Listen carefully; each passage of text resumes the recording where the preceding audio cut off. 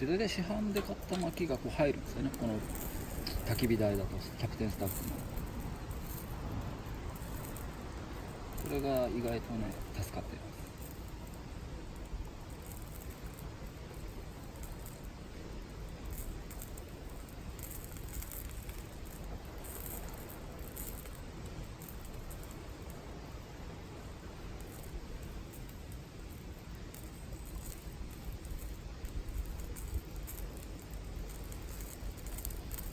で炭は100均で買って、やっぱ炭はちょっとね深さがあるんでなかなか結構な量入れないと、ちょ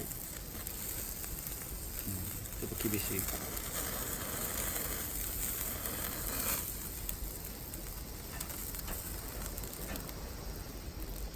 ら。もうそろそろ食べ頃です。